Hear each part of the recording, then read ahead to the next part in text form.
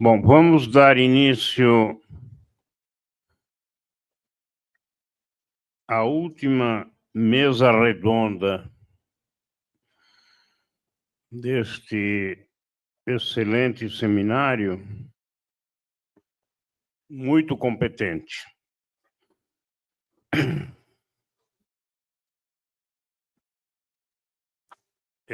E vamos seguir a ordem conforme o programa. Sérgio Fausto não virá, ele informou a coordenação de que está doente, um problema de operação dos olhos, né?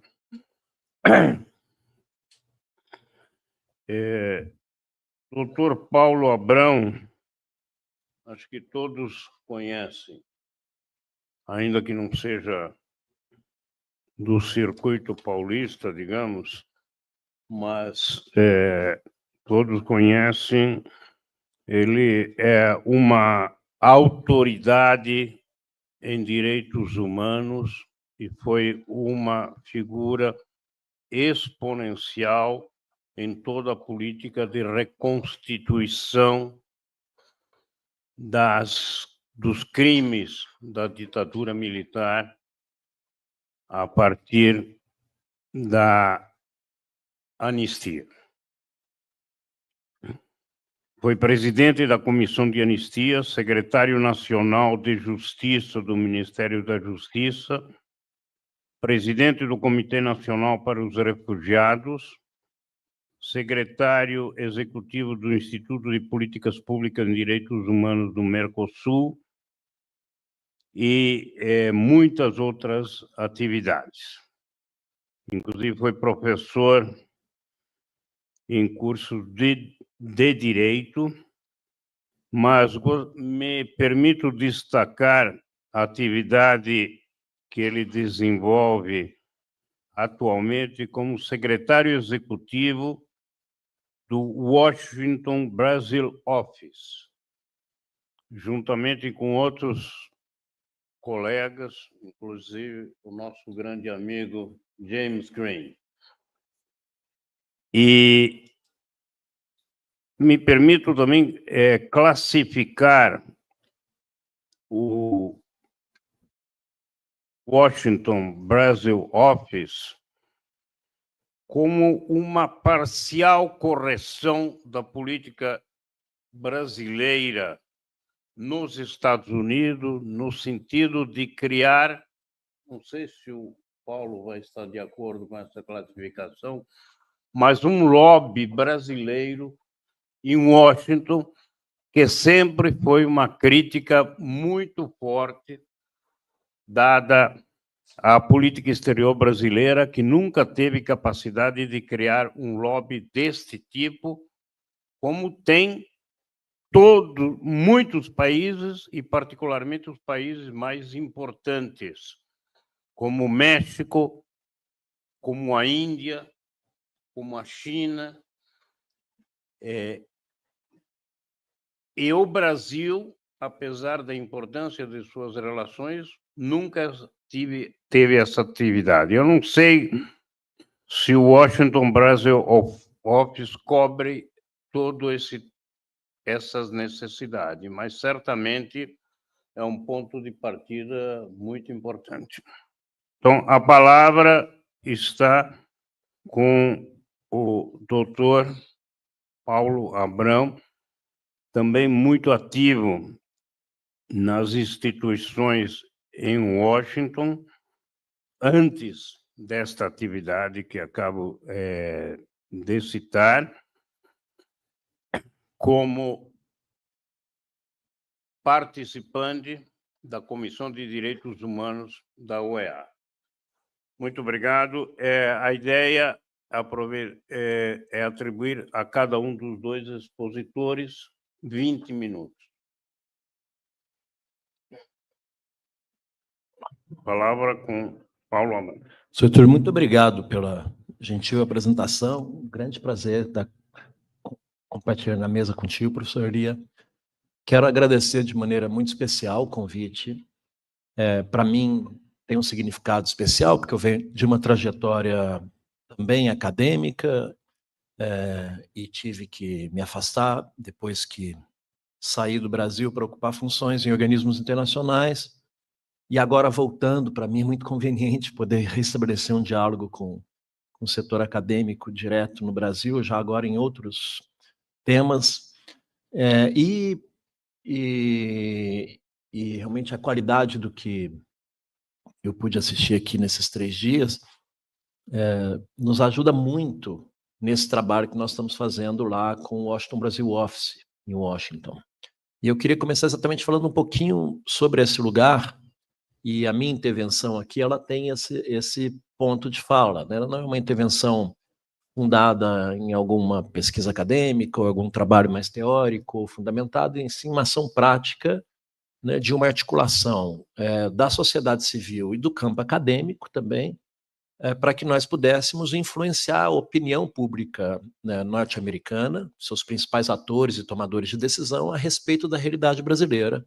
E isso se deu a partir de um senso crítico que brasileiros que estavam estudando nos Estados Unidos ou brasileiros que estavam trabalhando dentro dos Estados Unidos, nos principais, ocupando funções importantes em organismos internacionais, tínhamos em relação às leituras de senso comum que estavam sendo reproduzidas, não apenas nos meios de comunicação, mas também pelas próprias decisões oficiais dos organismos multilaterais e das instituições norte-americanas a respeito do que, da explicação do que foi esse último período mais complexo da nossa crise política institucional, desde que se disparou o processo do impeachment, né, o golpe parlamentar contra a presidenta Dilma, sucedido com a prisão do presidente Lula, a eleição do Bolsonaro, as complexidades, o resultado e a leitura do que significava aquele governo, né, e os ataques à nossa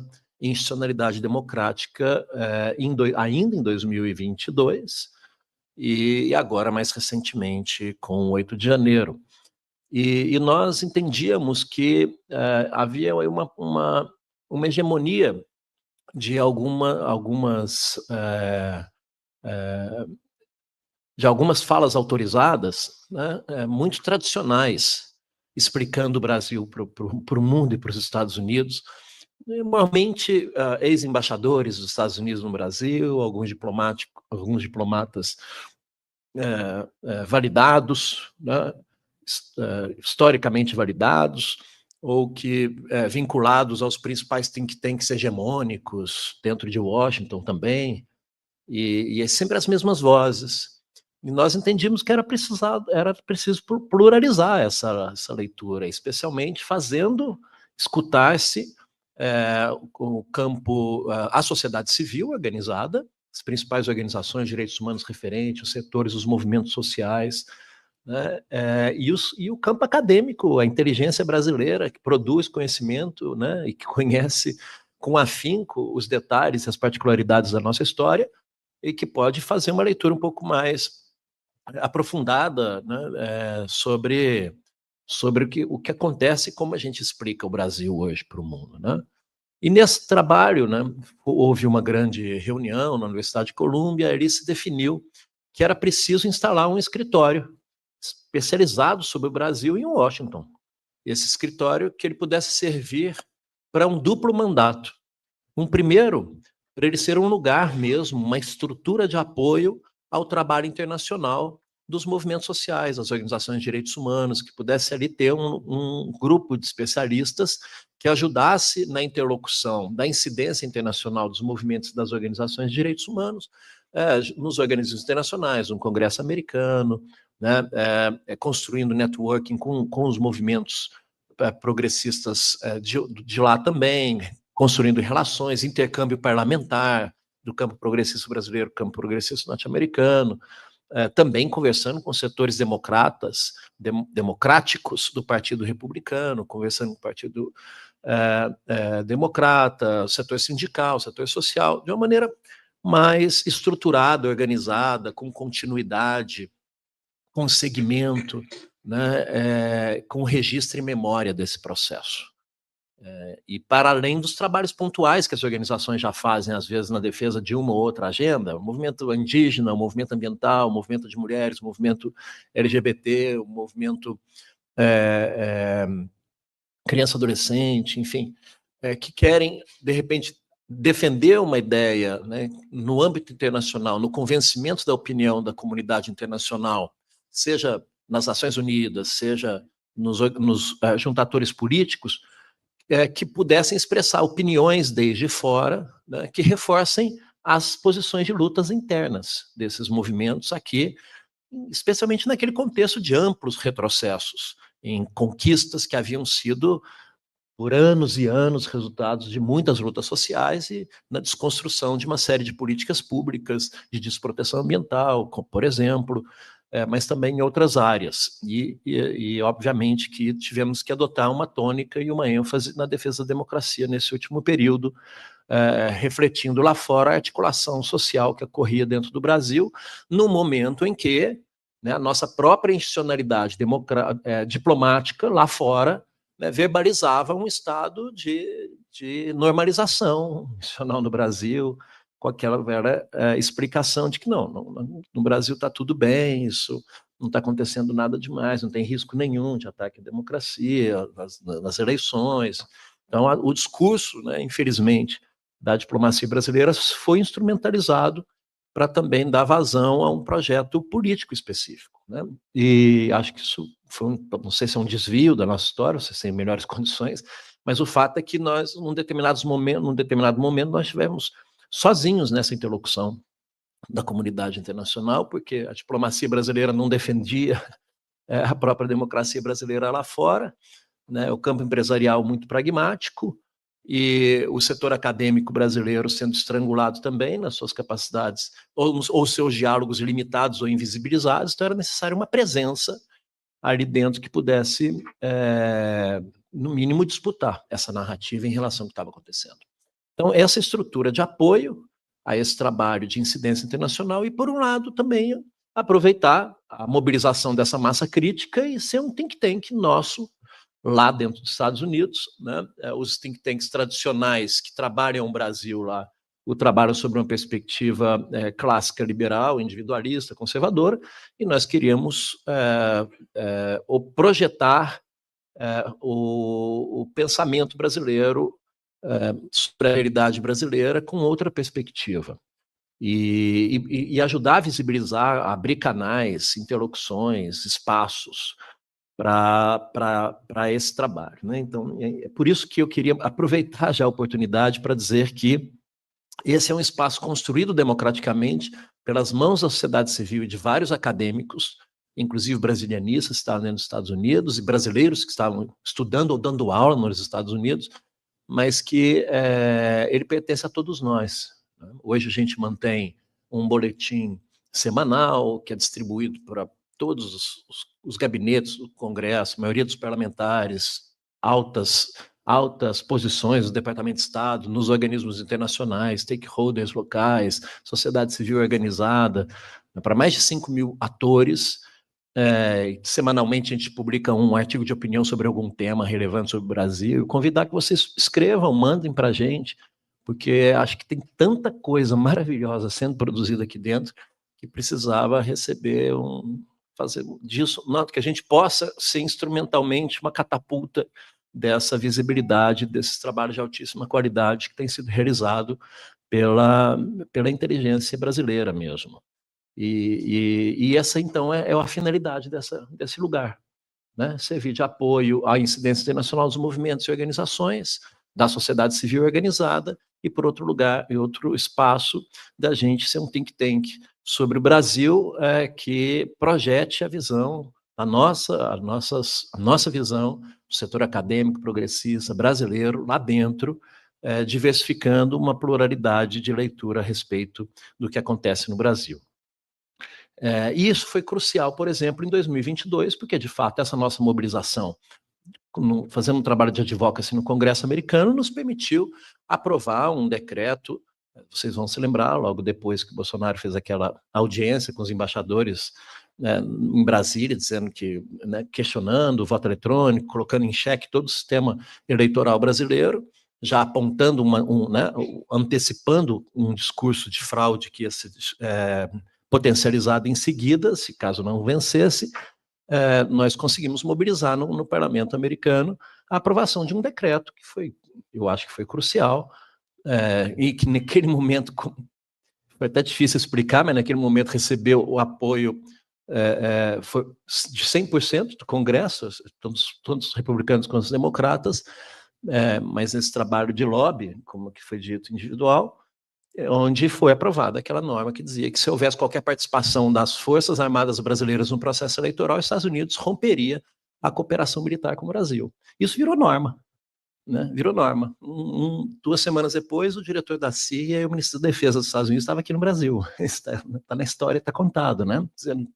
Talvez dizendo, olha, a gente agora não pode mais brincar de nada, né? A gente tem uma norma lá que pode nos complicar. Eu acho que isso demoveu o Exército de ter participado ali do complô final. Mas, entre outras tantas esforços, eu acho que esse da sociedade civil organizada lá foi importante. Agora a gente já está ampliando nossa atuação, abrindo o Europa Brasil Office para replicar as mesmas atividades, para ter incidência nos órgãos políticos na comunidade europeia e também nos organismos internacionais do sistema ONU, que estão instalados na Europa, em Genebra, em Paris. Então, a ideia é ter essa estrutura mesma nossa, né, como outros países o fizeram muitas vezes, né? Ou seja, e para além da diplomacia oficial, ou seja, acho que se pode falar de diplomacia social, não sei, mas eu acho que poder construir essa visão sobre o Brasil lá fora não é uma tarefa só da nossa institucionalidade, ela pertence a todos nós, e especialmente àqueles que se dedicam a vida inteira ao estudo das relações internacionais e as questões afins. Então, acho que essa é a nossa ideia, o projeto é esse, né? É totalmente financiado por doações de filântropos, não tem recursos públicos nisso, nem de lá, nem de cá. Então, é um trabalho mesmo ao mesmo tempo, militante, de compromisso militante, de tentar construir um país melhor. E aí, bom, a minha fala aqui, no nosso tema, que é sobre as relações Brasil e Estados Unidos e qual é o cenário, né, já tentando cumprir o meu tempo, assim, ela é muito baseada no que foi as nossas conversas com esses atores, porque a gente mantém diariamente uma interlocução com a nossa equipe lá, e agora na Europa também, como é que o pessoal estava vendo esse novo cenário depois das sanções, com a chegada do governo Trump, né? E o que a gente escutou, vou tentar trazer algumas das expressões que a gente escutou para compartilhar com vocês, é uma leitura mesmo muito convergente com o que a gente tem, né? Que essa relação do Brasil com os Estados Unidos era bicentenária, era importante manter-se, que isso é algo que não vai ser modificado estruturalmente, mas que ela evoluiu em padrões assim não lineares, né? Sempre houve cooperação econômica e geopolítica, mas ao mesmo tempo algum nível de tensão ideológica, sempre houve algum grau de instrumentos de pressão, né? E que, obviamente, que um eventual, ainda antes do início da negociação, da abertura dos canais de negociação direto do presidente Lula com o presidente Trump, uma leitura clara de que, quando esse processo começasse, ele ia se dar num âmbito que não se explicava exclusivamente a partir da política internacional, né? Porque ambos os governos teriam que também, nessa negociação, ter resultados e explicações para dentro, né, domésticas, com efeito para dentro dos seus próprios países. E que teria que ser uma negociação simultânea mesmo desses níveis doméstico e interno, ou seja, na política interna, as bases eleitorais, as eleições de meio termo do ano que vem, então são fatores que interferem, né? A variável de que temos eleição ano que vem também presidencial, então tudo isso está sendo medido, de certa maneira, nessa aproximação, né? E também no âmbito externo, na identificação de algumas agendas de interesse comum mesmo, que tem a ver com a questão da reafirmação dos Estados Unidos no hemisfério, essa nova investida na Venezuela, né? E a grande novidade que as pessoas dizem que, assim, ou seja, esse padrão, ele sempre, de certa maneira, existiu, mas que a novidade estaria exatamente no fato de que atores transnacionais, empresariais, estariam influenciando, como nunca estiveram, na construção dessas relações de maneira mais direta, né? E a sociedade civil também assumindo um certo protagonismo, só que muito mais invisibilizada, né? Então, que esses governos teriam que negociar, sabendo que eles, no final, vão ter que vender uma versão ou um acordo para dentro dos seus públicos domésticos, né? Então, que essa nova relação, ou essa relação concreta desses dois governos, né, está sujeita a esses dois centros de causalidade política, que, em primeiro lugar, o jogo bilateral clássico, que sempre existiu, e a novidade de agora essas variáveis desse jogo multilateral, que é o fator BRICS, fator presença de ONGs, o sistema interamericano entrando como muito relevante pela primeira vez para o Brasil, a questão da influência hemisférica americana, que vão trazendo aí algumas combinações novedosas nesse conflito, né? Então, que também o próprio uso do comércio como um instrumento de pressão política também é algo relevante, e que os Estados Unidos, de fato, estão preocupados com o alinhamento do Brasil com BRICS, China, e por mais que o embaixador diga que isso não tenha sido objeto de conversa direta, se não foi de conversa direta entre os presidentes, está na conversa indireta dos diplomatas e dos atores que estão lá dialogando, e hoje também tem muito intercâmbio parlamentar, a gente fez muitas missões de parlamentares brasileiros para dialogar com parlamentares americanos nos últimos 3 anos, e de lá para cá também. Então tem outras conversas que acontecem por fora mesmo até do Itamaraty, né, com outros atores se metendo nesse processo todo. E agora o papel das Big Techs, que não tem como ignorar e que vão ser, para o ano que vem, talvez o fator mais incerto ainda seja mesmo os interesses das Big Techs, né? A outra novidade mesmo é a presença, né, dessa influência da extrema-direita brasileira em terreno lá dentro, operando, se articulando, que era o que não existia, né? E um dos trabalhos que a gente faz é fazer o monitoramento da movimentação deles lá, e às vezes a gente, depois que eles saem do escritório de um determinado lugar, no dia seguinte a gente está lá naquele mesmo lugar com a nossa turma para falar coisa, para mostrar que pode ser diferente do que eles escutaram, né, e neutralizar algumas coisas, etc. Com isso a gente conseguiu derrubar uma série de tentativas de audiências no Congresso americano que daria um palco para essa extrema-direita defender que o Brasil vive uma ditadura judicial, que já estão chegando num nível de discurso de que o Brasil é um narco-estado, né, de que o presidente Lula seria um narco-ditador, utilizando uma gramática muito próxima daqueles que eles usaram ou usam para outros países, como a Venezuela, Cuba, Nicarágua, até porque os escritórios de lobby que estão dando assessoria técnica para essa movimentação da extrema-direita nos Estados Unidos são os mesmos que dão assessoria para essa diáspora cubana, para essa diáspora venezuelana, e também a nicaragüense, a direita nicaragüense.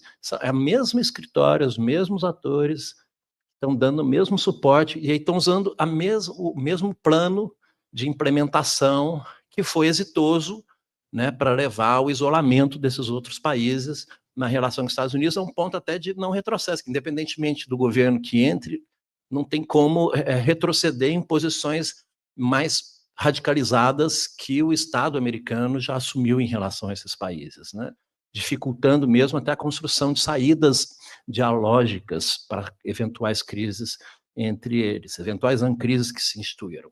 E a outra questão de diagnóstico que tem que ser observada, eu vou me dar um tempinho especial sobre isso, porque é a minha área de especialidade, é mesmo a presença, o uso estratégico do sistema interamericano de direitos humanos para entrar nessa variável. Que essa é uma grande novidade mesmo, assim. A Comissão Interamericana e a Corte Interamericana nunca foram diretamente instrumentalizadas pela política exterior americana contra o Brasil, de maneira organizada, orgânica, digamos assim, né?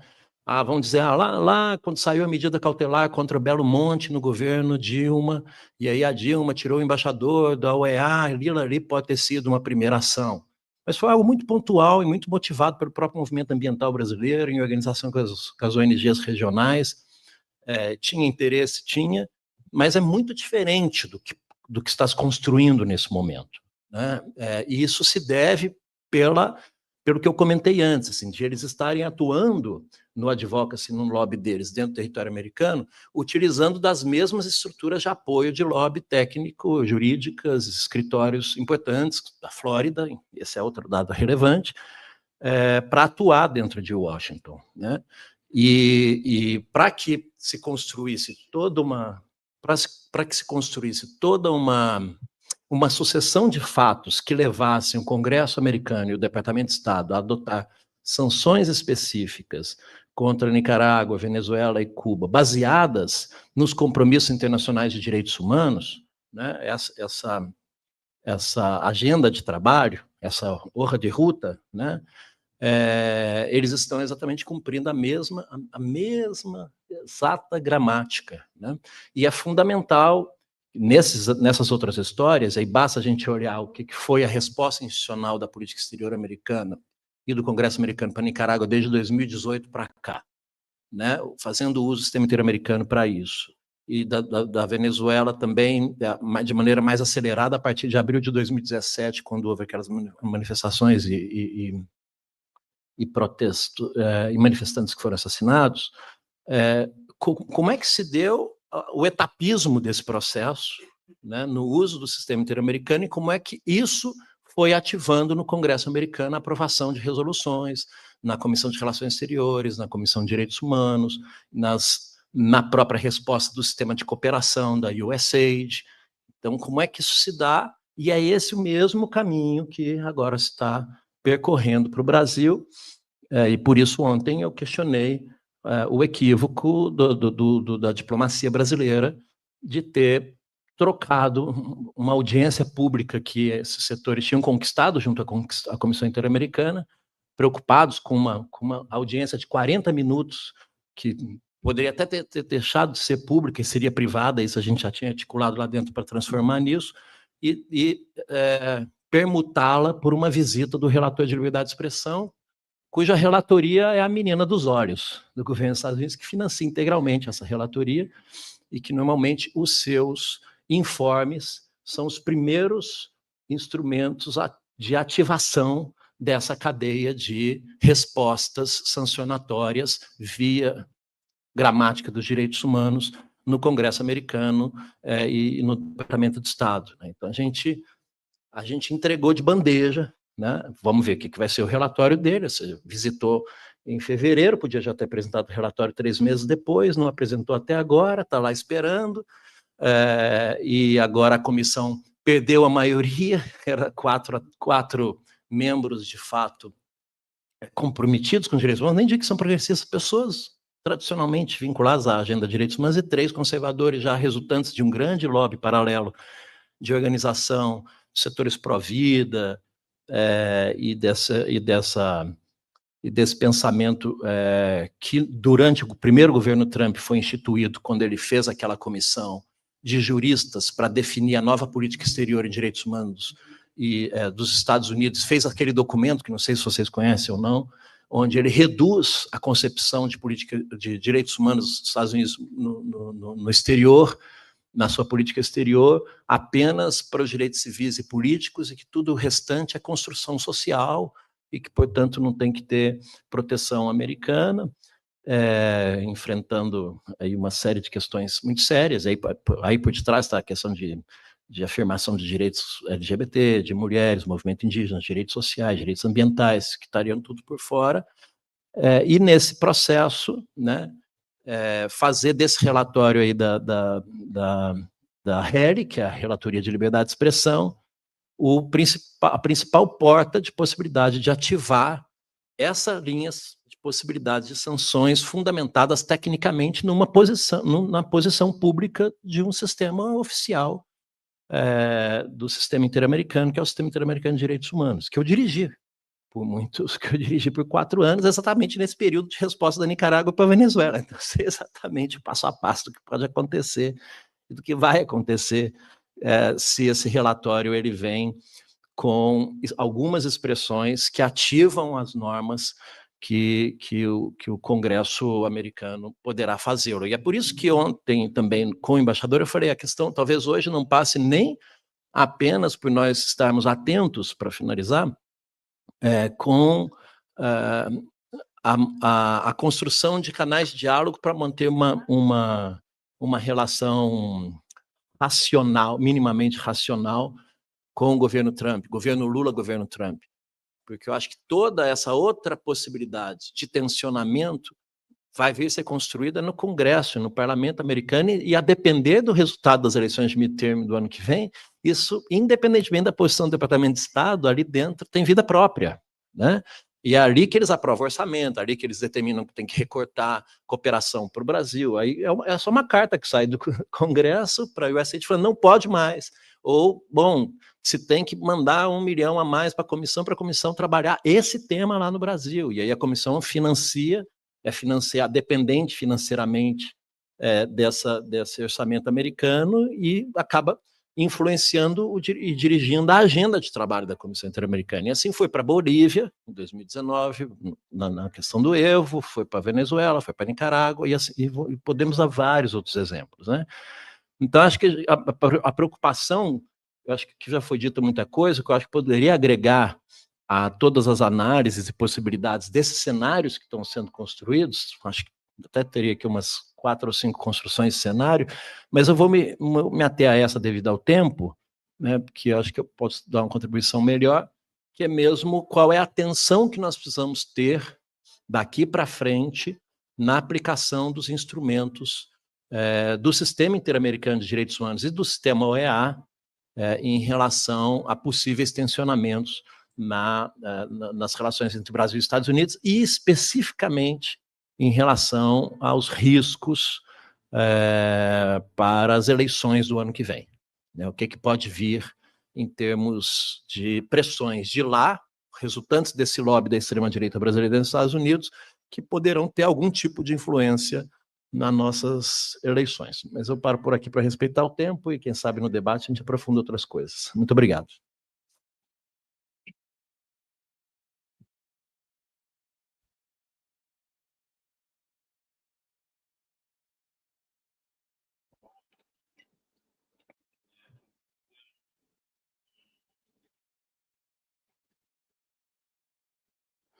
Uma fotografia realista, eu diria nem otimista, nem pessimista, da realidade vista de Washington. O que coloca também, na minha opinião, juntamente com o conjunto de debates que tivemos aqui até agora, uma agenda importante e atividades a serem desenvolvidas pelo INCT e NEU nos próximos tempos, nos próximos anos. Se trata de atividades de longo prazo, mas também de curto prazo, nas quais acredito que as pessoas, os grupos, as instituições que trabalham e pesquisam sobre os Estados Unidos terão um papel importante. Passamos a palavra à doutora Lia Valls, que é professora da Faculdade de Economia da Universidade do Estado do Rio de Janeiro, doutorado em Economia da Indústria e da Tecnologia pela Universidade Federal do Rio de Janeiro, e é uma das autoridades mais importantes no debate sobre economia internacional e, em particular, sobre comércio internacional no Brasil. Portanto, juntamente com as intervenções que ouvimos, inclusive esta manhã, sobre temas conexos,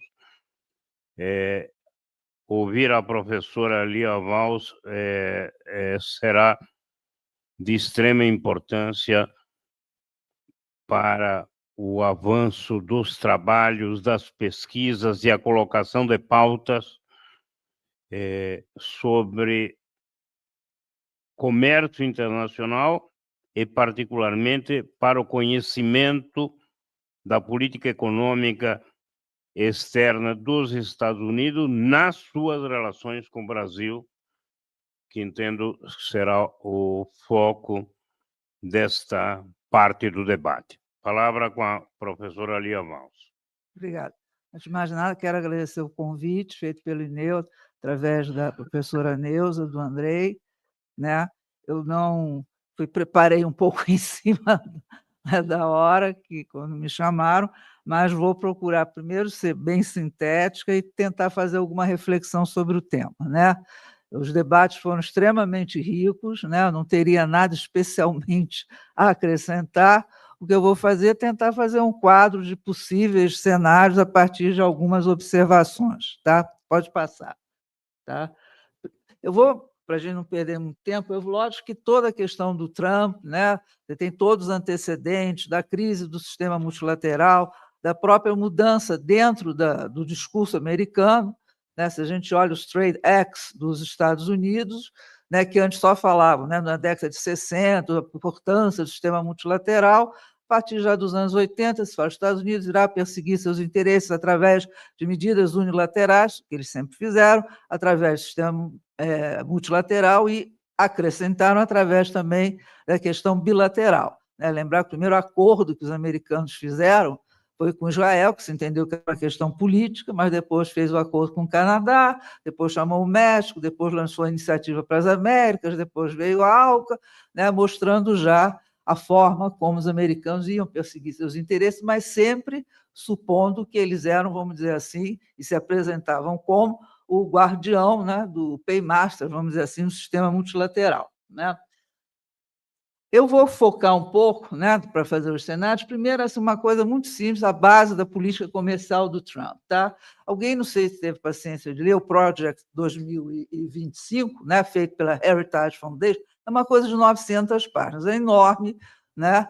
E nele fica muito claro a importância, né, que a Heritage tem a aumentar bastante o poder do presidente. Né? A questão do executivo é extremamente clara ao longo desse processo Heritage. Vamos reduzir, né, a margem, vamos dizer, na política comercial, lembrar que ela é prerrogativa pela Constituição Americana do Congresso. Né? Vamos tentar reduzir um pouco, isso está mais ou menos embutido ali. Na parte especificamente de comércio, quando foi feito, ainda havia, eles se prepararam, né? Depois do Trump, eles começaram a preparar esse documento. Haviam dois capítulos contraditórios. Um capítulo, que era do Peter Navarro, que falava só a ideia de comércio justo, né? Que é algo que é um lema sempre dos americanos, defendendo a questão do protecionismo. E o outro, do Kent Lessman, falando da importância do free trade. Então, você tinha ali, claramente, no projeto 2025, essas duas visões. Depois você tem o artigo, né, que foi publicado pela Hudson Bay, do Stephen Miran, né, que agora é o conselheiro econômico, né, do governo Trump, onde aí ele coloca mais claro, né? Não é uma coisa muito grande, aí é um paper de umas 30 páginas, onde toda a preocupação, né, que o Stephen Miran, o discurso dele é o seguinte: os Estados Unidos tiveram um ônus enorme, né, em ser, vamos dizer, o ponto central do sistema multilateral. Ao tornar o dólar divisa internacional. Ao tornar o dólar divisa internacional, por isso nós temos déficit com a maioria dos países, porque eu tenho que fornecer a liquidez, né? Com isso, a minha moeda, ao mesmo tempo, por ser vamos dizer, a divisa por excelência do sistema internacional, essa moeda valoriza, com isso eu pioro a situação da minha indústria, com isso eu pioro, que é sempre o discurso dele, a questão da classe média, desigualdade, etc, etc. Né? Então, nós temos que imaginar um sistema em que eu consiga, né, reduzir, né, o déficit americano, mantendo, ao mesmo tempo, o dólar como sistema, a moeda internacional por definição. Né? Então, para isso, o ajuste a ser feito na ordem internacional é outros que vão fazer. Né? A gente vai dar as medidas desse, mas os outros que têm que se ajustar para garantir que o dólar continue sendo a moeda internacional e, ao mesmo tempo, que a gente garanta, né, que os Estados Unidos melhore os seus balanços comerciais com outros países. Então, essa era a base do Stephen Miran, né? A ideia é que vou focar no comércio justo, e eles falam muito claramente, eu quero criar uma nova ordem. Né? É diferente, só para a gente lembrar, da época do discurso do Reagan, do novo protecionismo, mesmo, né, que era mais que tem uma certa semelhança, era a ideia que se falava, não, a gente quer uma nova ordem, mas dentro do sistema multilateral. O Trump rompe com isso, quer dizer, minha nova ordem, esse sistema multilateral como está, não quero reformar sistema nenhum. Eu quero fazer uma nova ordem sobre outras bases, onde eu novamente passo a ser o centro dessa nova ordem, mas só que sobre outros fundamentos. Né? Em termos de, pensando nos dois níveis, né, como está proposto, né, se a gente olha, a gente vai olhar alguma rapidinho, né, o nível 1, né, da questão doméstica americana, né, você tem muitas políticas contraditórias e percepções através dos atores, né, a ideia, não, nós vamos ser protecionistas para garantir a manufatura, vou garantir o emprego, vou garantir o fortalecimento da classe média americana. Né? Como eles consideram, a classe média é a base do sistema americano. Ao mesmo tempo, você tem toda uma defesa de não fazer regulação sobre diversas áreas, principalmente na área de serviços da Big Techs, né? Que aí, em algum ponto, isso não fecha muito bem. Tá? A área de serviços não está totalmente separada da área da manufatura. Né? Então, fica algo meio contraditório. E a contradição é, né, ao nível 1 também, que você sabe, quando você começa a colocar muita política protecionista, lembrar que os Estados Unidos, ao redor de 60%, 70% da importação americana, como é a grande parte, eles são bens intermediários. Então, à medida que você faz essa proteção, obviamente que você vai aumentar a inflação e tem efeito sobre a produtividade. Aumenta também o preço da cesta básica dos próprios setores que eles querem. Então, há uma certa contradição, mas você tem a importância das Big Techs. Ao nível 2, né, a diferença quando a gente pensa do Putin, ele não está tão preocupado, eu vou articular aqui internamente quais são os interesses, etc., e vou para o mundo, então, enfrentar o diálogo internacional, né, para conciliar os dois níveis. O Trump, o nível 2 para ele que vai impor o nível 2. Então, a ideia do win-win set, quer dizer, é um jogo de todo mundo ganha, não tem. Quem tem que ganhar, do ponto de vista do Trump, ele não está preocupado com isso, ele está preocupado que ele ganhe, né? Que os Estados Unidos é que vai fornecer esse ganho. Pode passar. Tá? Bom, começou com o Trade Act 2025, né? O discurso do Trade Act do Trump é similar ao do Biden, né? A gente sabe que isso já é uma questão bipartidária, questão com a China, essa identidade industrial, classe média, salário, distribuição de renda, fortalecimento da economia. A diferença, a gente sabe, que foi na forma de tratamento. Né? O Trump já tinha uma questão mais de focar pelo lado do protecionismo, o Biden não abriu mão de nada do protecionismo, tá? Vamos ser bem claros, mas ele coloca uma agenda também de políticas industriais, quer dizer, o meu enfrentamento com a China vai pegar na questão tecnológica, então tem que fortalecer internamente. Né? Diferente do Obama tinha uma política de contenção que foi logo abandonada. O Trump 1, ele usa, né, a gente sabe que os Estados Unidos têm um maior arsenal de políticas de legislação de comércio exterior, né, como também lembrou. Então, ele utilizou aquilo, mas estava dentro daquele arsenal que é esperado que eles utilizem. A diferença do Trump 2 é que ele vai utilizar, né, o que não se esperava, mostrando a importância para ele, aquela lei de emergência, que aí torna um cenário um pouquinho diferente. E outra coisa muito diferente é quando ele usa essa lei de emergência e ele vai e volta, ele inseriu no comércio internacional um grau de incerteza e imprevisibilidade que não havia antes. né? Comércio nacional precisa ter um mínimo de previsibilidade, né? A tarifa não é algo que um dia é uma, outro dia é outra coisa. Os setores, exportadores e importadores, eles têm que saber jogar com o mínimo de alguma certeza em termos, pelo menos, dos preços.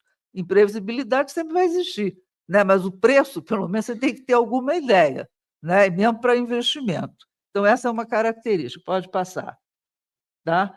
Bom, eu vou fazer rápido para a gente chegar no cenário. Então, ele lançou o Trade Act, né? Fez já a seção 232, que aqui já foi comentado, teve o Liberation Day, né? Não existe tarifa de reciprocidade, isso foi uma invenção, né, do Trump, né? E que você faz, né? A gente já fez várias vezes, vários já fizeram, você correlaciona bonitinho as tarifas que ele coloca com o tamanho, mais ou menos, dos déficits que ele tem. Não foi à toa que o Brasil ficou só com 10%, o Reino Unido tem um pequeníssimo déficit, o Brasil tem superávit, como tem outros países. E ele, não sei se vocês se lembram do discurso, ele disse, botei essas tarifas, mas vou fazer a bondade de dividir as tarifas por 2 para mostrar a minha boa vontade, né?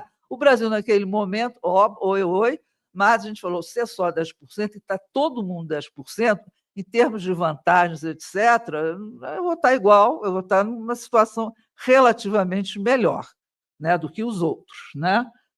Mas não era só isso, né? Fez aquelas outras taxações, etc. Só para mostrar o vem aqui é a tarifa em relação à China, né? Se lembra? Chegou a 140 e tantos por cento, os chineses, né? 125, aí o próprio Xi Jinping falou, chega, né? Não dá para continuar nesse jogo, porque ele é irracional, quer dizer, você tem uma tarifa de 140, 125, não faz sentido. É só para lembrar o pulo que deu, como que isso foi para frente, foi para trás, aqui o nosso coisa não é China, vai lembrar que agora a China tem um ano, né? Ele foi para trás nessas tarifas, né? A China agora está com uma tarifa em relação aos Estados Unidos de 30, né? Eles de 50, e você tem um tempo de um ano para negociar, fora as outras coisas, medidas de embargo. A China falou, vou parar de comprar Boeing, né? Empresas não bem-vindas, os Estados Unidos com chip, para mostrar que é uma coisa abrangente, né? Não é só a tarifa do que se está se falando. Pode passar. Tá? Um ponto, né? Ele fez isso, anunciou o Liberation Day e deu um tempo para os países, né? Obviamente, você tem mais de 90 países foram atingidos, não consigo fazer acordo com todo mundo, mas alguns acordos eles foram privilegiando. Então, já tem mais. Aqui são os acordos que estão nas executive orders mesmo, tá? Começou com a União Europeia, Japão, Indonésia, todos esses países já fizeram acordo. Os acordos têm uma característica em comum, tá? Todos eles tratam, obviamente, da questão, e isso não é um acordo, né? Porque você impõe uma tarifa para o outro fala, né? Eu tenho que reduzir a tarifa, quer dizer, isso não é um acordo no sentido de um acordo de comércio, tá? Então, os países, né, fizeram, alguns ele deu mais concessão, outros menos, eu não vou entrar aqui no detalhe. Para países, por exemplo, Vietnã teve que abrir o seu mercado, na realidade, né? Abriu totalmente o mercado. Tá? Camboja também, quer dizer, para esses países menores, o peso tem sido grande. E outra coisa que tem sempre nesses acordos é o compromisso com fazer investimento, né, que o Jorge já falou. Mas ele faz isso não só com a União Europeia, faz isso também com países relativamente pobres, tá? Como foi o caso da Camboja, da Malásia. Todo mundo se compromete a fazer acordos que criem emprego nos Estados Unidos, né? Na Coreia do Sul, ele fez um acordo, você sabe, os Estados Unidos não têm competitividade da indústria naval. Quem constrói navio no mundo é a China, tá? É a Coreia do Sul, Singapura, acho. Ele fez um acordo em que obriga a Coreia do Sul a abrir estaleiro dentro dos Estados Unidos, né? Fora isso, todos eles tratam do assunto da Big Techs, todos há um compromisso de não colocar taxações, há compromissos na parte que é complicado, de escrutínio pelo governo americano, se países fazem acordos, principalmente nessa área, com outros países que possam ser vistos como prejudiciais aos interesses americanos. Isso está no acordo. Até o Krugman chama muita atenção disso, né? Que é uma forma indireta de você continuar controlando, né? Questão das terras raras, dependendo dos países, isso está dentro dos acordos, compromissos, né? As plataformas digitais, todos falam de propriedade intelectual também, todos falam de uma forma ou de outra, de comércio, não pode ter comércio desleal, etc. Isso tem sido, de certa forma, um template dos acordos, com algumas diferenças. Né? Por que eu estou chamando a atenção nisso? Só por causa do cenário, o que a gente pode esperar para nós? Tá? Pode passar o outro. Tá? Bom, o caso do Brasil, não vou repetir, todo mundo sabe a história, 10%, tem a sanção das leis, né, retirada, né, não sei se vocês se lembram, tirou vista não do juiz, mas até do médico, né, que trabalhou com mais médicos, também foi prejudicado isso, porque tinha, enfim, que os mais médicos tinham contratado, cubano, etc., também perdeu o visto. Pode passar. Tá? Aqui, antes da gente ver os cenários, quer dizer, por que falou-se muito do Brasil, por que ele não é tão afetado? Aqui a gente faz esse monitoramento, quer dizer, qual é aqui, esse aqui eu peguei só setembro, a gente já faz até outubro, já juntou. Né? Em muitos casos, o Brasil conseguiu desviar comércio, tá? Mas não é o governo, tá? Vamos ser bem sinceros. Acordo é uma coisa que demora. Tá? Você fazer um acordo hoje, até que isso tenha efeito efetivo, a gente fala, vamos diversificar o mercado. Beleza, vamos diversificar. Mas os efeitos disso não são imediatos. O comércio não é uma coisa à vista, tá? O comércio demora mais. Então, o que acontece? Em setores que, na realidade, os exportadores já atuavam em outros mercados, e principalmente para commodities é mais fácil, tá? Eles conseguiram fazer desvios de mercado. Desviar no sentido, eu compenso, né? Só um exemplo. Carne de boi caiu, a variação setembro a setembro, 66% dos Estados Unidos, aumentou em 72% para o resto do mundo. Né? Então, em muitos casos, você conseguiu fazer isso. Em outros, você já não consegue fazer tão facilmente. E só lembrando, não vou mostrar aqui, o grande desafio é nas manufaturas. Em commodities, você tem conseguido fazer. E lembrar que só agora também 238 produtos considerados commodities foram isentos. Né? Então, o desafio para o Brasil, isso a gente vai ver, é na área de manufatura mesmo, de algumas manufaturas. Pode passar. Tá? Outra coisa aqui é só que, apesar, né, do tarifácio do Trump, você tem uma inversão. Aqui a China, no começo do ano, estava quase crescendo, esse vermelhinho é a variação em volume da exportação, e o volume de exportação para os Estados Unidos tem caído fortemente. Não é o valor que é importante, é o volume, né? Em mais de 30%. Pode passar. Né? E mostrando em outras áreas também, aqui é o janeiro, outubro, quer dizer, você compensou, né? Nos Estados Unidos não está crescendo tanto, aqui a Argentina é um caso específico, tá? É por causa de automóvel. Né? Mas essa é um pouco essa ideia. A gente conseguiu compensar de forma que, no total, a exportação brasileira continuou aumentando. Pode passar. Né? Aqui é o saldo comercial, a ironia, né? Se a gente pudesse botar isso na mesa para os americanos, é que, na realidade, o déficit com os Estados Unidos cresceu e cresceu muito. Tá, o último dado já tem de novembro, a gente está com déficit com os Estados Unidos na ordem de 7,9 bilhões de déficit, enquanto no ano passado foi um déficit de 752 milhões. Né? Então, se a gente pudesse botar na mesa e falar, o que você está querendo? Nosso déficit com eles, tá? É o maior déficit que a gente já teve, tá certo? Então, esse é um outro aspecto. Pode passar. Né? Bom, vocês têm os desafios, né, da relação bilateral, isso é o recupero, né? Não vou, acho que a gente já foi falado de formas diferentes aqui várias vezes, né? Então, tem atualmente antagonismo ideológico na internacional, domésticos, perspectivas incompatíveis sobre o multilateralismo, a questão dos BRICS. Pode passar. Tá? Aí é os cenários. Tá? Eu estou aqui, no primeiro momento, mais preocupado com os cenários mais de curto prazo, tá? Das negociações. Essas negociações, quando a gente olha, isso é importante, acho que os setores privados foram muito fortes, né? Porque há os interesses dos exportadores e importadores, tanto dos americanos como de cá. Né? Então, se você acha a lista de isenção, ela reflete exatamente esses interesses. Né? Então, um possível cenário é que as pressões domésticas continuem nos setores dos Estados Unidos, tá? E no Brasil, e que você consiga, eu acho que o governo está certo, que retire essa tarifaço do que ainda tem dos 40%. Que você sentar numa mesa onde você começa com 40%, a tua margem de manobra diminui muito. Então, pelo menos que você comece todo mundo, como era antes, todo mundo no 10% e os isentos. Isso é um cenário positivo. Tá? né? Setores que impactam. Agora você tem a questão ainda das manufaturas e a retirada das sanções. Não sei se é tão complicado, dependendo da negociação, que os americanos possam fazer, tá? Em relação aos ministros, em relação a visto, etc., quando diminui a força da pressão, enfim, lá da família Bolsonaro, né?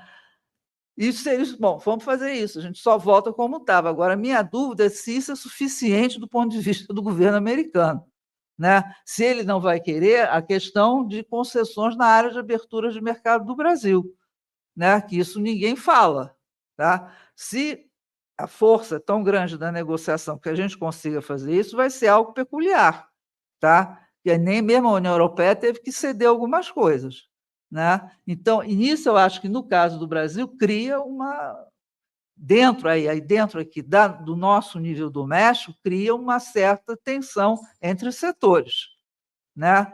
Que grau de abertura é esse que a gente vai oferecer? Que setores é esse que serão oferecidos, né? Se você tiver esse quadro, dizendo, se a gente nem chegar a esse quadro, quer dizer, é uma amizade muito grande mesmo do Trump em relação ao governo brasileiro, tá?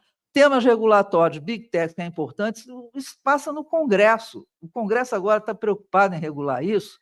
Tudo bem, você pode ir direto para o Supremo, né? Mas é muito difícil que você consiga um acordo como o Trump quer, né? De não regulação. Eu não sou advogado, mas eu acho que isso é complicado você fazer, assinar um acordo nesse sentido, tá?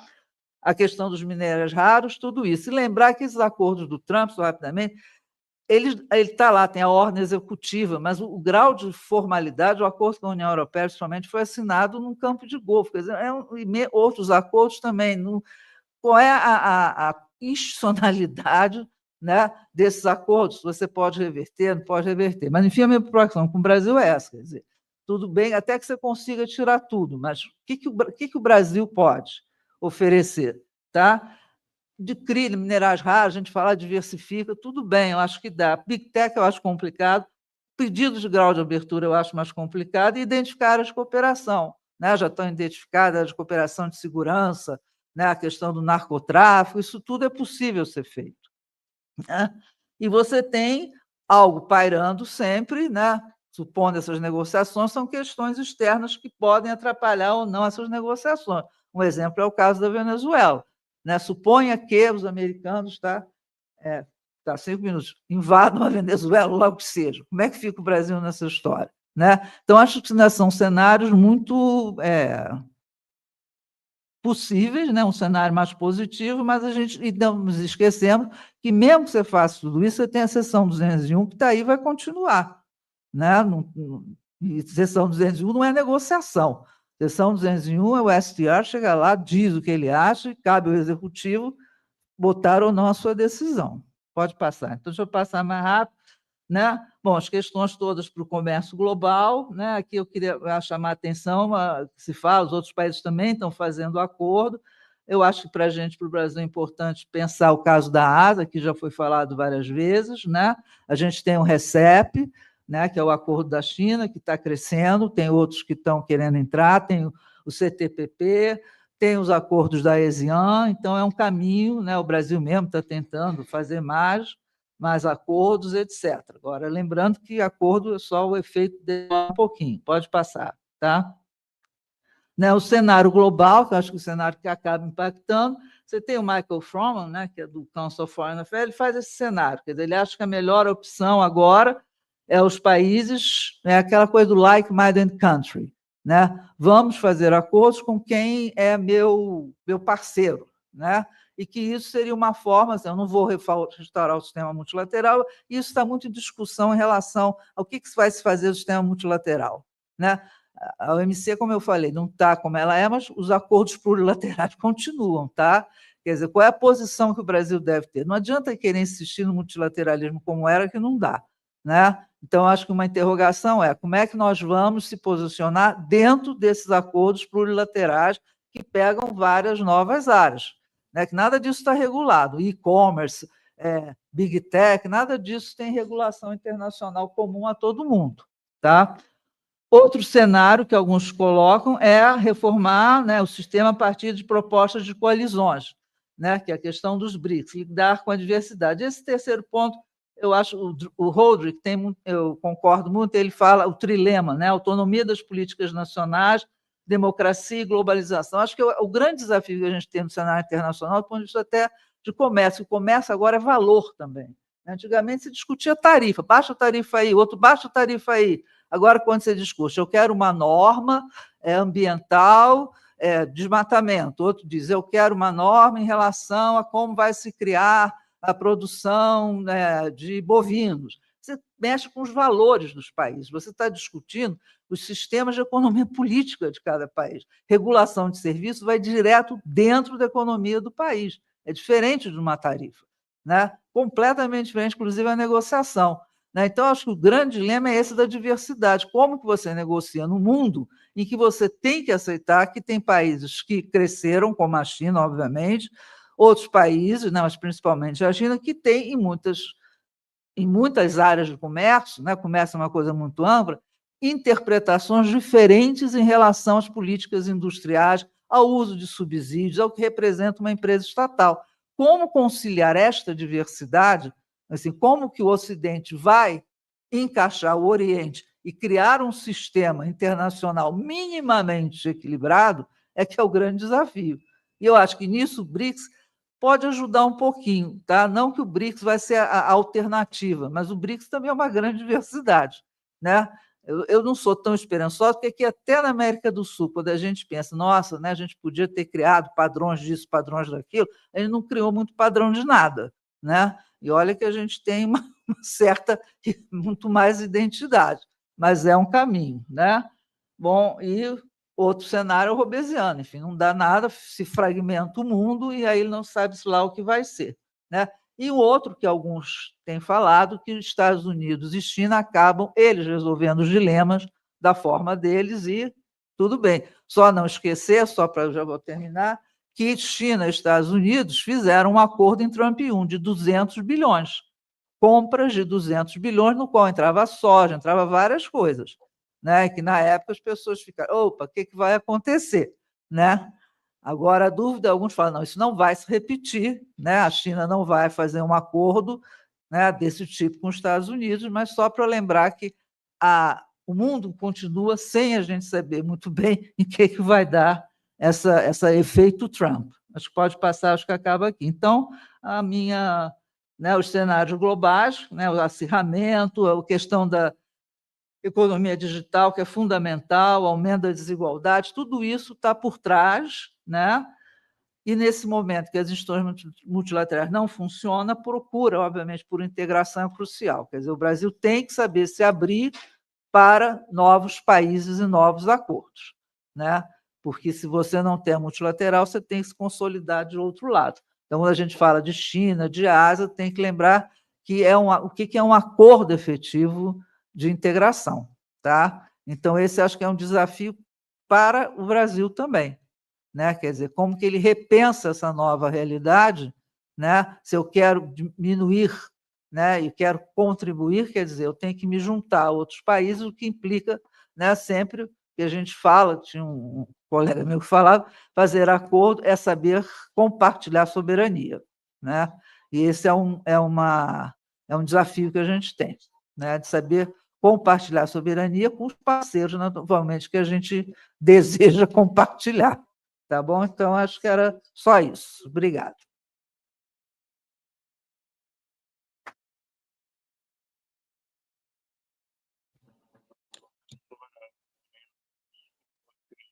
Que a sua intervenção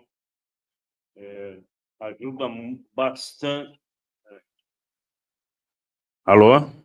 Ajuda bastante a nossa compreensão dos problemas e também trabalhou muito bem numa agenda de reflexão e de propostas para o Brasil. Mas, escutando a sua intervenção, eu tenho uma dúvida que pergunto retoricamente, porque teremos que encerrar a sessão logo em seguida. Inclusive, eventuais perguntas ficarão para depois da conferência que será pronunciada pela professora Mônica Hirst. A dúvida que eu tenho, e é uma reflexão, se alguma coisa do modelo da política atual norte-americana, ou pelo menos um núcleo, uma sementinha dessa política, porque é claro que é toda outra coisa. Nós não podemos encontrá-lo no Acordo de Plaza, que levou a autorrestrições, sobretudo do Japão, e, na minha opinião, foi o ponto de partida para a recessão japonesa, que é a mais longa, provavelmente, da história, que já vem há 50 anos, ou pelo menos tem elementos nos últimos anos. Então, a minha conclusão simplista é muito tranquila, diria. Quer dizer, a política americana de insistir e usar todos os instrumentos que detém para isso, não só o dólar, mas também a própria força militar, na verdade, é um tipo de ação que vem se desenvolvendo desde sempre. Uhum. Desde sempre.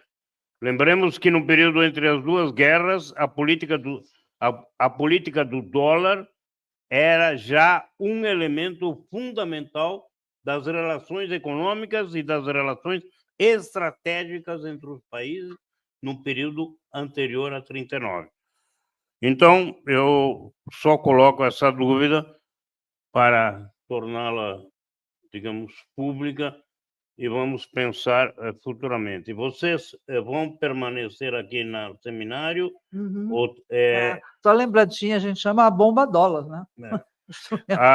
A organização, o professor Andrei, do professora Neuza, estão sugerindo suspendermos a reunião e já chamarmos a professora Mônica para ocupar essa mesa. Muito obrigado.